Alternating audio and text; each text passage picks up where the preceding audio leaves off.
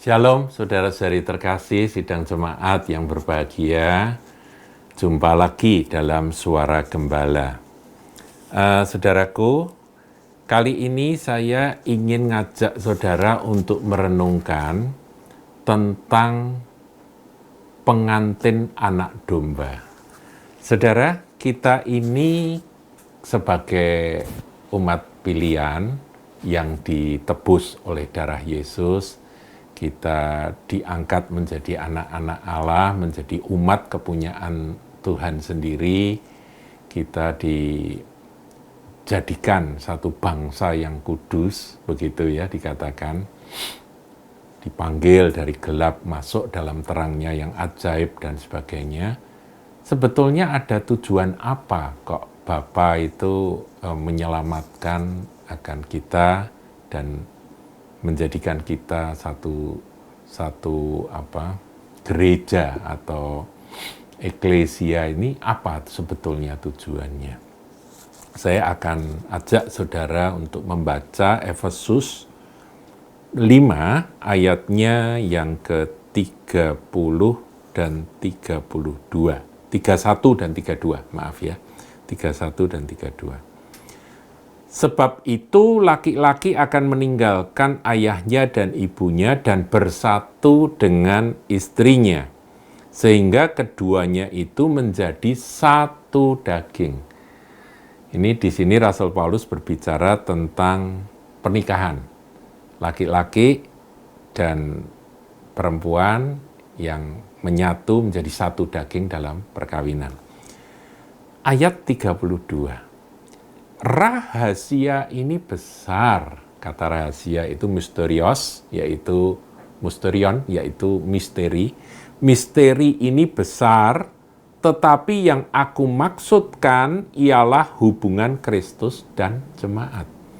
Jadi Paulus itu punya pemahaman yang sangat dalam bahwa sebetulnya jemaat yang disebut tubuh Kristus itu sebetulnya adalah mempelai wanita dari Kristus. Nah, dengan demikian kita tahu bahwa Bapa itu punya rencana kekal. Dan rencana kekal itu nanti akan tergenapi pada hari pernikahan anak domba.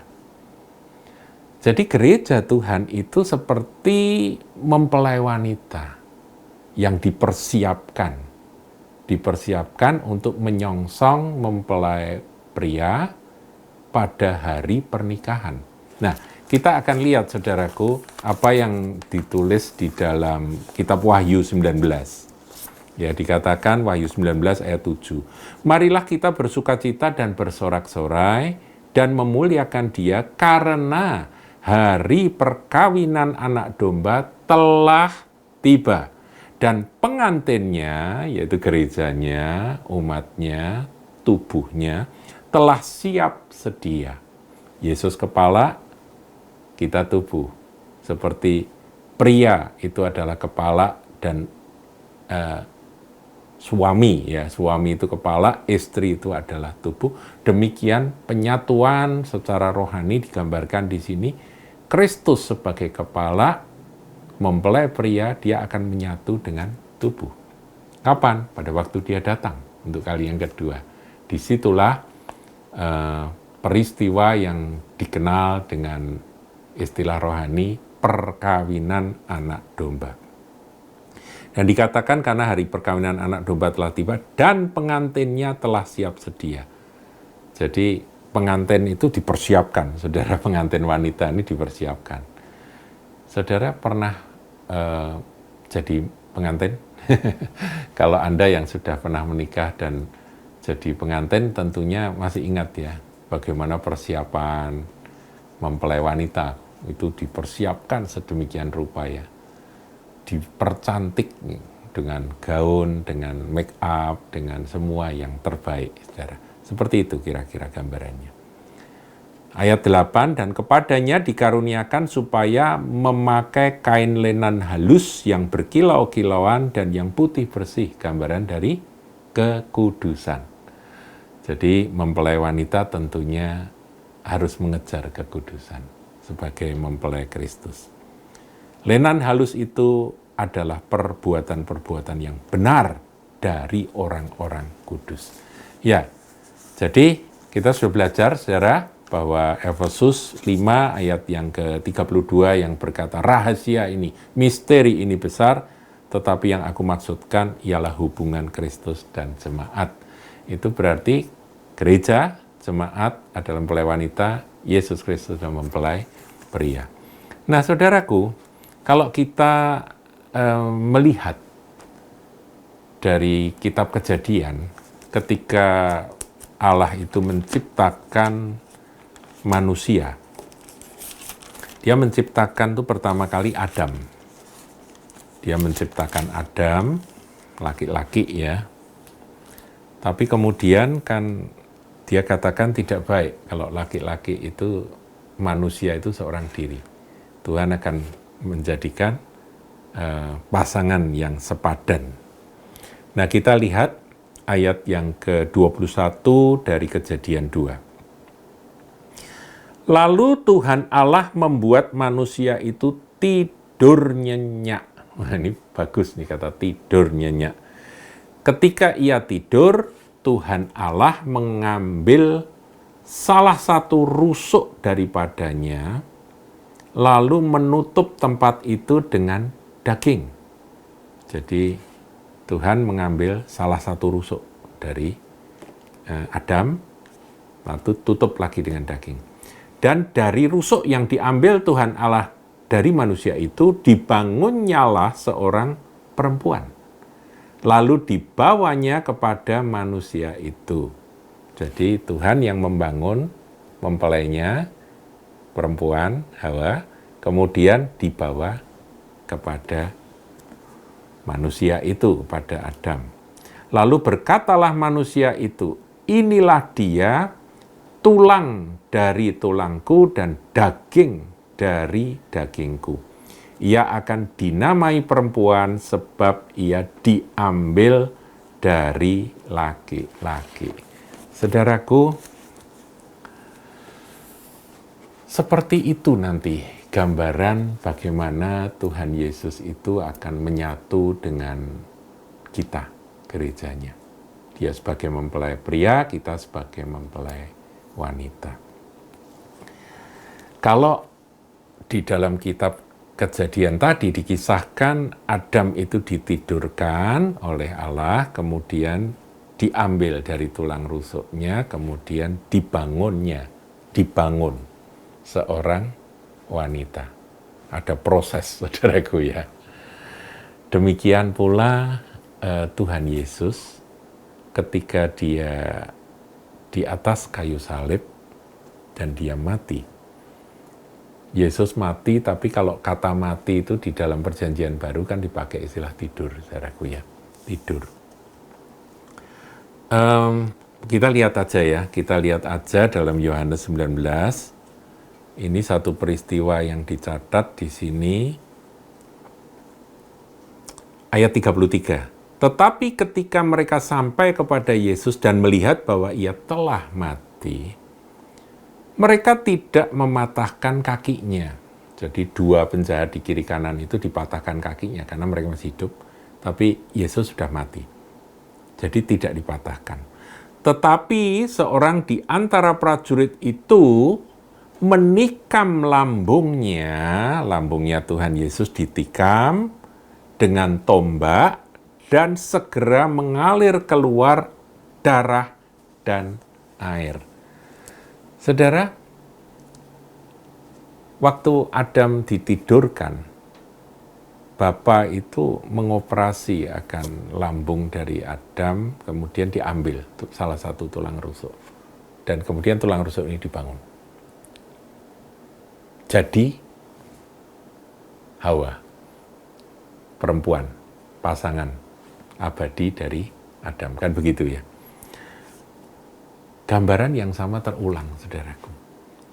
Ketika Yesus di atas kayu salib melaksanakan karya penebusan bagi umat manusia yang berdosa, ketika dia mati,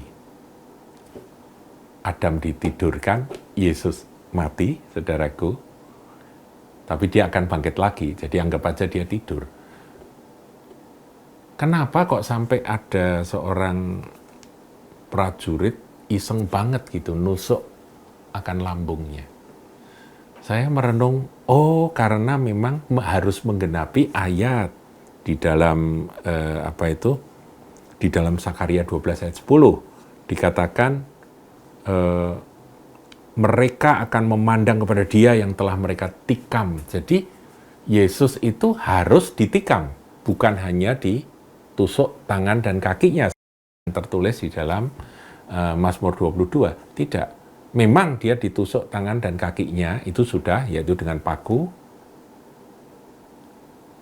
Tapi ada kata ditikam, yaitu dalam Sakaria 12 ayat 10 tadi. Tikam. Nah, rupa-rupanya prajurit itu menggenapi, ya harus, dia menikam. Keluarlah darah dan air dari lambung Tuhan. Saudara, ketika seorang wanita melahirkan seorang bayi, bayi itu lahir bersama dengan apa? Darah dan air, betul ya? Ada darah, ada air. Dan bayi itu lahir. Pada waktu itulah gereja Tuhan mempelai wanita lahir. Melalui kematiannya, lahirlah gereja Tuhan. Dan gereja dibangun selama kurang lebih 2000 tahun sampai hari ini. Dibangun, dibentuk, sampai nanti pada waktunya dia boleh menjadi pasangan abadi dari Putra Allah, Sang Anak Domba, Yesus Kristus Tuhan. Itu rencana kekal Bapa Surgawi, saudaraku.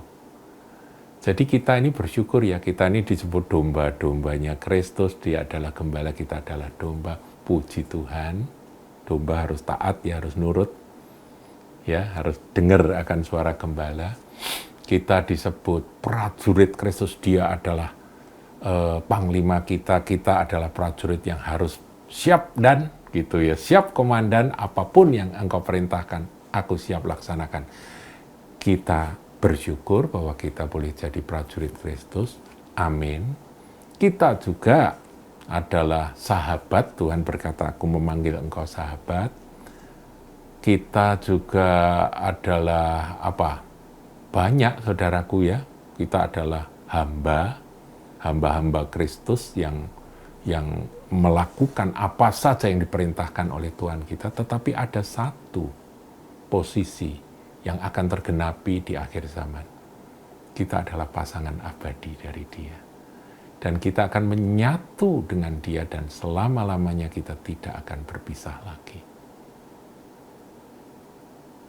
Itulah panggilan, puncak dari panggilan kita sebagai orang percaya, sebagai anak-anak Tuhan, sebagai orang Kristen, yaitu menjadi mempelai Kristus. Sebab itu, saudaraku, kejarlah kekudusan. Kalau kita ini mau menikah tapi nggak mengasihi mempelai prianya, ya percuma, saudara. Nggak akan bahagia. Kasihi dia. Kasihi dia. Dan kuduskan hidupmu dalam proses pembentukan ini. Sampai waktunya tiba, kita boleh bersama-sama dengan Dia selama-lamanya di surga yang mulia. Tuhan Yesus memberkati.